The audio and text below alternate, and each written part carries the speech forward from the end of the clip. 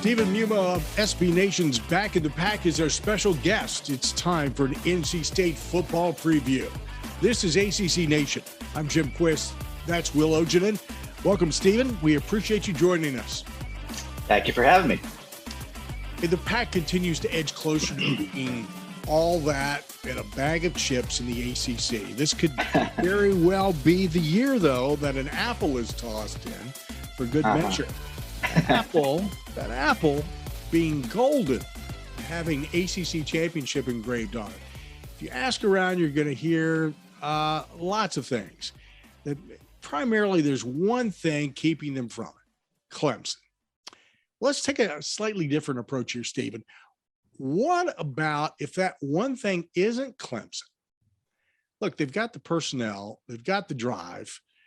They've really got it kind of figured out here. It's all coming together. A lot of people are convinced this could be the year. So that one thing, what if it was NC State themselves? Could they actually get in the way of themselves winning an ACC championship this year?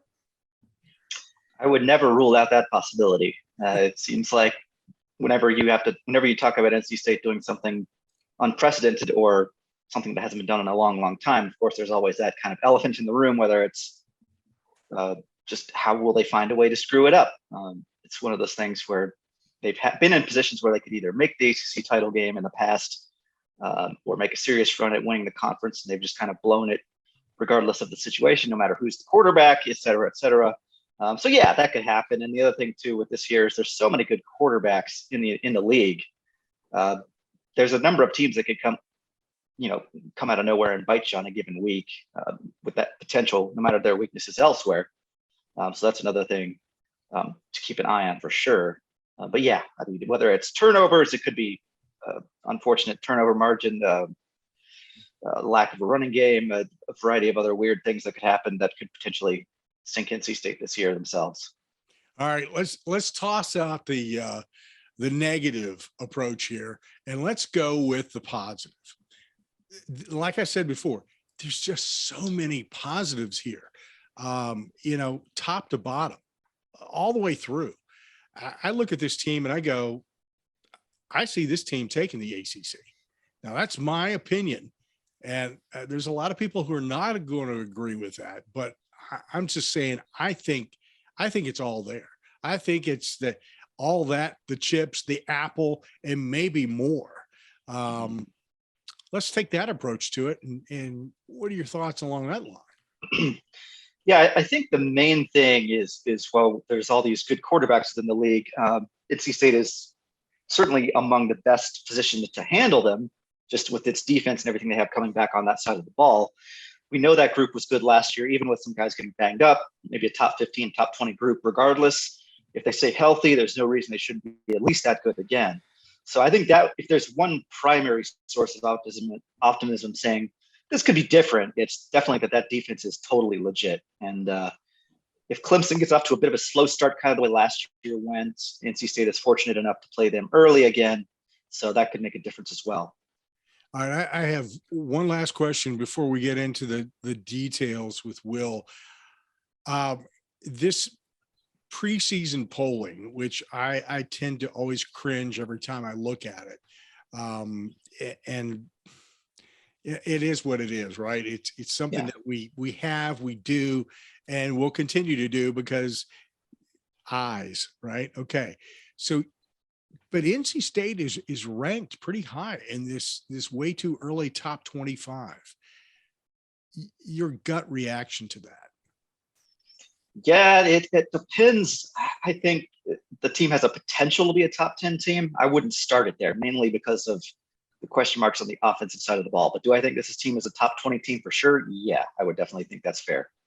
Okay, fair enough. Will, it's all yours. Yeah, so let's get into this. Devin Leary, obviously coming off a season where he threw 35 touchdowns, 5 picks, was named preseason player of the year. And I think to some people it was probably a bit of a shock, but I think he was asked to do a lot more than expected last year, given as you mentioned, the running game kind of, not living up to expectations. But Given the questions surrounding the running game, which we'll get into in a moment, do you expect him to have, a lot put on his shoulders again this year? I think that's a pretty fair assumption going in. The running back situation is easily the biggest question mark that the offense is facing this year, with really just not a ton of proven experience there. So yeah, I would think that they'll lean heavily on him once again, if not more so. Yeah, the running back room you mentioned, obviously, a couple of real stud running backs are gone. Ricky Person and Bam Knight are gone now. And if you don't follow NC State football very closely, what they like to do is they love to use two running backs. They sometimes three and we'll see Jordan Houston back this year with, he's been there for a while. It's kind of his turn now, but who might be the other back that we could see in that rotation? Yeah, that is really something that we're going to be keeping an eye on here as camp gets underway this week. It's a lot of younger guys who haven't really had an opportunity to show what they can do in the two deep. I would say it's interesting that on the one hand, there's this little experience on paper, but on the other hand, the coaching staff also did not prioritize bringing in like a transfer running back out of the portal this offseason, which seems to tell me that they're pretty comfortable with what they have talent wise. It's just a matter of who emerges. Aside from Jordan Houston, who probably is not a guy who may start, but is definitely not a guy who you're going to see get a ton of carries every week, because as you mentioned, they do like to split those carries. There's guys like Delbert Mims, Demi Sumo, who's been kind of a practice hero for a little while here. Haven't really played a ton. Mims has played a little bit, but yeah, it's really anybody's guess at this point. The wide receiver is it's still a pretty solid core, even with Emeka Emezie gone. Thayer Thomas is back. Devin Carter's back. Picked up Daryl Jones out of the transfer portal, but Porter Rooks is also somebody that made some big time plays as a freshman. So even with the Emezie gone, this still looks like a real solid unit. Yeah, I think they'll be okay, and they return experience at tight end as well. So they've got a pretty solid, versatile group here. Nobody so far that is an obvious deep threat consistently, but that's kind of been an issue for the last several years anyway. So yeah, I think they'll be okay. They'll miss Emezie's physical attributes, his sure hands, that type of thing. The experience, obviously, it's impossible to replace that type of thing. But yeah, I think they'll be okay. Really, the only question on the offensive line is at tackle. There's one of the things we probably figure is you'll probably see Bryson Spee start on one side. I'm not really sure which side yet because he's versatile enough that he can play either left or right tackle. So how do you see where do you see that playing out right now? Yeah, that is the other, obviously, the big lingering question is how do you replace your former All-American left tackle and protect Devin Leary's blind side there. Yeah, I think there's a few different guys, as you mentioned, who could potentially fill in there. And I think that's another thing that they're just going to have to sort through who fits their best.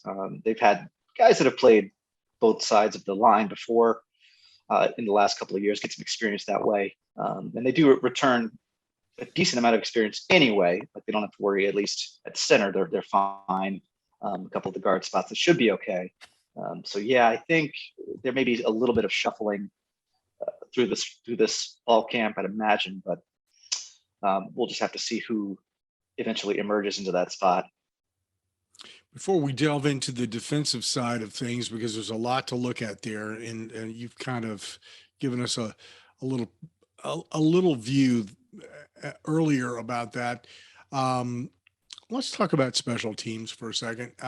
Special teams, to me, for this team, may be, I always say it's the small things that will kill you or that will save you.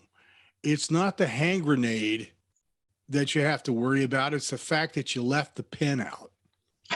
And so in this case, the pin, I kind of feel like the pin for NC State might be special teams and how they performed there this year. I think it could come down to winning games all based on how special teams perform. And let's take a look at the kicking game and and coverage a little bit here, because I think those are going to be really key elements to the Pack going beyond 9 wins. Yeah, it's one thing I'm not super concerned about. I thought place kicker Christopher Dunn, maybe he didn't quite live up to expectations that he's kind of set for himself in terms of his consistency. The Clemson performance being the notable evidence of that last year, missing a few kicks in the clutch that made that game last longer than it needed to. But in general, he doesn't worry me. He's been around for a while. He's got a lot of experience. They are going to have to weather putting in a new punter, seeing how that goes. But they have one of the more experienced snappers, long snappers in the college game, so that helps. They also have to replace Bam Knight's production returning kicks on kickoffs. He was certainly a difference maker there on a few occasions. So that would be the other thing. But in general, I think the kicking game will be okay. Good. I keep going back to the last couple of years and Bam Knight and then when you start thinking about having to replace a punter, sometimes, especially if you have somebody who's a freshman coming in, but if you've got somebody who's sophomore or older, you typically get a little seasoning there. So that's important. Do you think there's some competition there for punter this year? It's a possibility, but they brought in a graduate transfer this off season to kind of to settle that issue that you mentioned about experience. Shane McDonough, he's a grad student. He went to Towson last year. He probably will be the one to step into those shoes, I think. So that would make me feel a lot better as a fan. Yeah, it's just one of those little things that you always worry about because it always adds up. Let me talk about the schedule here real quickly. Just in general, where do you see the most significant challenges? Take 3 games out of the entire schedule. 3 games that worry you the most. Clemson, of course, we can set that aside if you want. Wake Forest is always a problem for NC State, especially with Sam Hartman. I mean, there's no reason to think after what they did last year that they can't come right back and do that again. Mm-hmm. Sam Hartman, I feel like easily could have been named the first team All ACC quarterback, and I would not have had a problem with that at all. Playing at North Carolina again, that time of the year is kind of what's scary about that game, is there could be a lot riding on that outcome. And who knows, maybe by that point, things have gone awry for one of these two teams. Maybe North Carolina's new quarterback doesn't work out too well. We'll see. But as it looks now, it's kind of a scary final road trip there.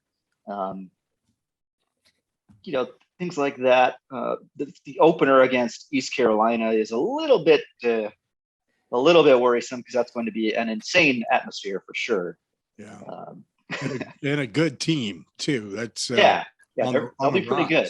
Yeah, right. So that's I'm kind of looking forward to that game from the competitive nature of things. That game should be a real barn burner, especially since it's Carolina centric. So right.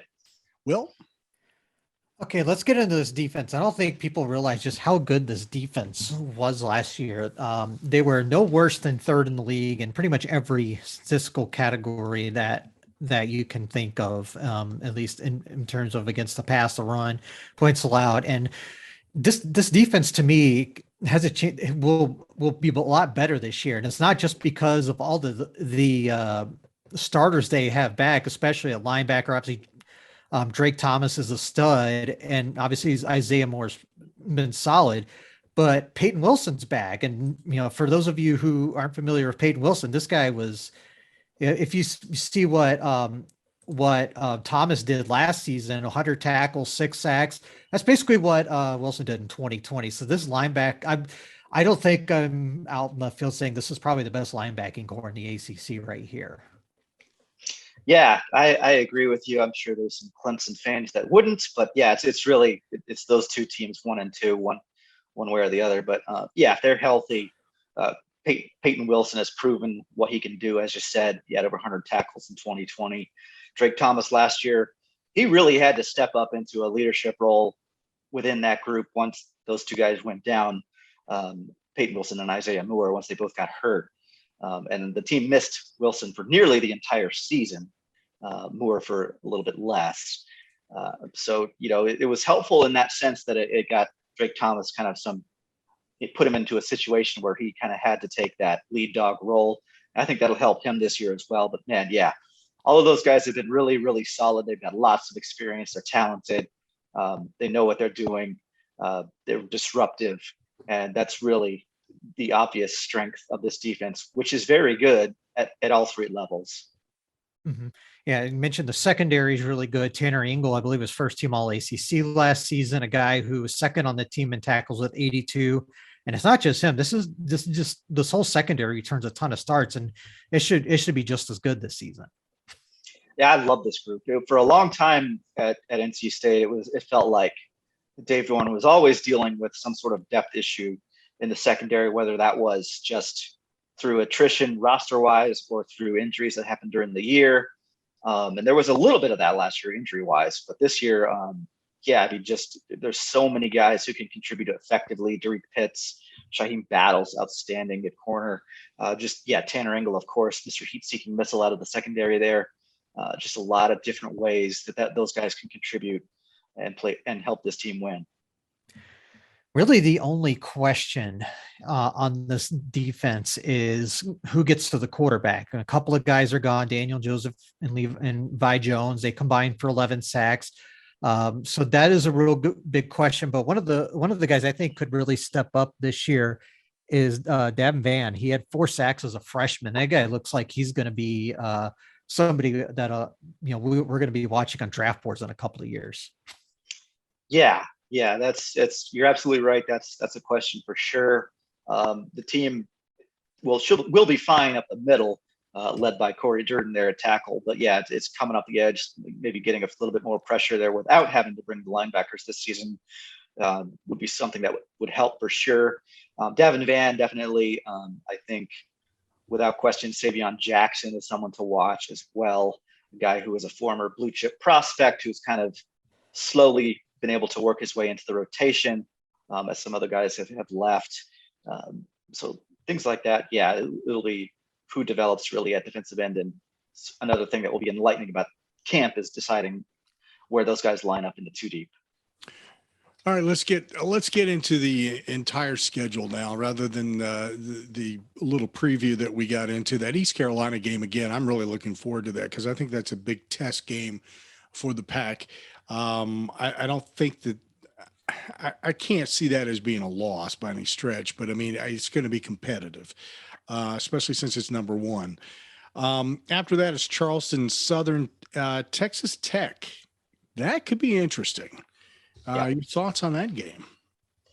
Yeah, I think Texas Tech is going to definitely bring some challenges for sure for this defense. In the end, I don't think NC State loses that game. I think ultimately State's just too much better in too many places. But that's definitely another potential tester in the non-conference. Yeah. Up next would be UConn. I hate to say it, but that sort of speaks for itself. Yeah. Poor UConn. Yeah. I don't it's. I don't like this teams or players, but I mean, But yeah. All right, and then we get into this game that everybody's really looking forward to, at least preseason. October 1st, it's Clemson, and that's going to be at Death Valley, so that's going to be a real challenge. What do you see as being the key to a win against Clemson? Yeah, I thought the game last year is easily over in regulation. I thought NC State was definitely better. The game definitely ends in regulation if Christopher Dunn can make a kick or two. So it's just, I think, a matter of just not kicking yourself on the road in front of that crowd. Not making big mistakes, which is something I think we can expect Devin Leary not to do. The defense, the thing that is just always that kind of security blanket is the defense. That's just going to travel no matter what. No matter where you play, that defense is going to be there. and it's going to be solid. So NC State has that foundation to kind of work with no matter what. I mean, I think the question we all have is DJ Ungalale. Is he going to be better this year? Is he going to be about the same? How much difference does it make that they have new coordinators on offense and defense, things like that? How many issues do they have because of that early in the year, if any? Those would be the main things for me. And you got to pull out your DJ dice, put them in your hand, blow on them, and roll and see what happens. That's the only way I can even talk about what that might be. The next game up, I think, could be interesting because we're not 100% sure where this team is going. We think it's going up, but Florida State could present a challenge, but it's at home. So could be a good turnout for home fans and maybe a big win, but it's a team that you got to watch. Absolutely. I mean, no matter what with Florida State, the thing is they always recruit at a level where they're going to have pretty good talent, no matter what they may be going through in a bigger picture basis. Also, Jordan Travis tends to get overlooked because of everybody else at quarterback in this league. He's pretty darn good when he's healthy as well. And this is one of those games coming right after Clemson that NC State needs to be careful about. Indeed. Next, to travel to Syracuse, and even though Syracuse has over the last few years not been really a team to be overly concerned about in some ways, again, if you go to Syracuse, that's where you can drop one in a heartbeat, especially if you're coming off a couple of big games. So some thoughts there. Yeah, and NC State has been a victim of that road trip in recent years. As long as Syracuse has Sean Tucker, I think they have reason to give you some worry. It's just a matter of can they figure out how to throw the ball a little bit better this year. But, road games, I think in general, you're always going to be a little bit nervous until things kind of settle down. You get into the game and kind of see how everything matches up. Very true.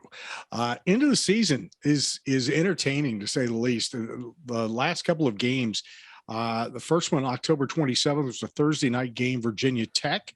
That's going to be at home. There should be a lot of different colors in the stands, I think, for that one, because it is relatively close to Blacksburg. So that's a mix up, and we're not 100% sure what Brent Pry has going on there.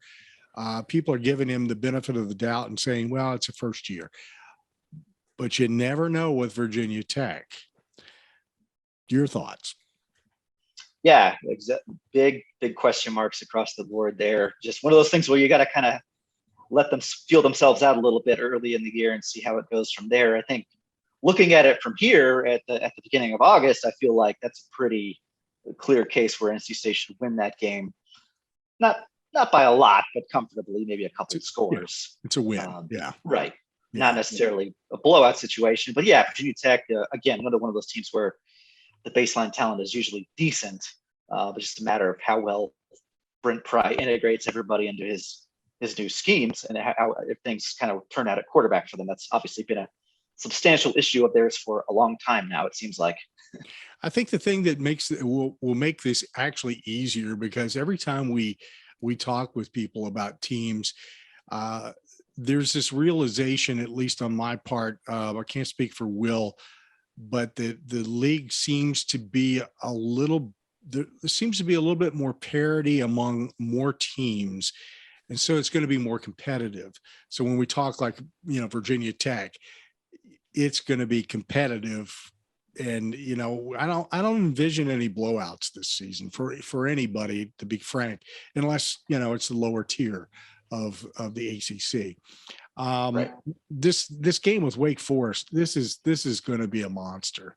In-state rivalry, and everybody travels, and it's going to be crazy. You gave us a little bit of preview on that one. Anything else you want to throw in there? It is going to be exciting, and it's also just kind of terrifying to contemplate at the same time, because Sam Hartman is so good, and that receiving core that they have is very, very good as well. I don't think it's hard to think of a team that better maximizes its talent on the offensive side of the ball than Wake Forest does in this league. So NC State actually did a decent job against Sam Hartman last year. It didn't matter. It didn't matter. So we'll see if they've got some new wrinkles defensively this time around to try to make that count more. But yeah, that easily could be another high scoring game like we saw in Winston-Salem last year. The good news is at least that NC State's been able to beat Wake Forest at home. It's just been those games in Winston-Salem that have been a huge problem. Yep. Home field advantage, you can't beat it. Boston College is up next. There's 3 home games back to back to back there. Great advantage for the Pack for sure. Boston College has got a lot of talent there, and I think some teams are overlooking the Eagles this season, much maybe to their detriment. We'll see. What are your thoughts on Boston College? Yeah, I mean, again, it's another case of a team that can be dangerous because they have a pretty good quarterback, at least when he's healthy. Bill Dracovic tends to be pretty good. Zay Flowers, obviously one of the best wide receivers in the ACC, so they can hurt you. There's really, within the Atlantic schedule, there's not a lot of weeks you can just take off and say, well, their quarterback stinks. These guys don't have anybody that can hurt us. There's a lot of teams, Boston College is one of them, potentially, where a quarterback can keep them in a game in an upset situation. So this is just another one of those. Next is at Louisville. That could be a real challenge as well. I expect that to be one of the more difficult games of this entire schedule because I like Willie Cunningham so much. Love what he does there, both with his feet and his arm. He's another guy who kind of just gets overlooked, I think, just because of the other quarterbacks that are in this league. But to me, he's right there near the top. Just a really, really tough guy to slow down, let alone shut down. And they're going to get their points. I think they'll be better this year than they looked last year. They've had some bad luck too that they have to work through. But yeah, that game on the road, that'll be tough. And then that final, just a few miles down the road at Chapel Hill against North Carolina, as you point out, this could be all about whether that new quarterback is doing the thing, has come, it's all clicking or not. Right. Yeah, that's what we got to find out. I hope things maybe are a little bit difficult over there this year, but I don't know if that's a safe assumption considering some of the quarterbacks that Mac Brown has recruited there. Again, they'll have a good amount of talent. They've got Josh Downs, a wide receiver, to help out. No reason why they shouldn't at least be good enough to get back to a bowl game, if not better than that. So yeah, there's a lot of potential headaches on this schedule. Just also a lot of question marks. Let me put you on the spot here. Do you see the Wolfpack in the ACC championship game? I can't do it. I can't do it. I can't. I would like to. I believe that it's very, very, very within the realm of possibility. I'm not going to predict it though. I just can't do it. I'll believe it when I see it. I thought that maybe I'd worn you down enough and got you to the point where maybe I could slip one by you. It's not going to work. You're too quick for me, man. I tell you, good stuff. That's a good view. And to be frank with you, it looks to me like if you're a Wolfpack football fan, this is going to be an exciting year. I would be really pumped if I were, I would be buying tickets left and right to be at games this season because I wouldn't want to miss it. I think there's a nice ride about to happen, and postseason is going to look even more interesting as well. So I hope you're right. I hope you're right. Well, so do a lot of other people. We'll find out. And I've got a group of naysayers over here in one ear, and a lot of people going, yes, somebody believes in us on the other side. So it's all good. It's all good. Hey, you can take ACC Nation with you by subscribing to our podcast on your favorite platform. Worldwide listeners on ACC Nation Radio, be sure to subscribe as well. And you can watch us on YouTube at ACC Nation. Like, subscribe, and follow us for the latest ACC +1 football previews and a lot more. And Stephen Muma of SB Nation's Backing the Pack has been our special guest with an NC State football preview. We invite you to follow him on Twitter and also to make sure that you subscribe to Backing the Pack, because right now, there's just a ton of articles that Stephen's been writing and getting you prepared for the excitement of college football, which is, hey, we're in August, my friends. We're there. So I would go and check that out. Stephen, hey, thank you so much for joining us and coming on and giving us a great view of what the Pack has in store for everyone. Appreciate y'all having me. Thanks. Thanks, Steve.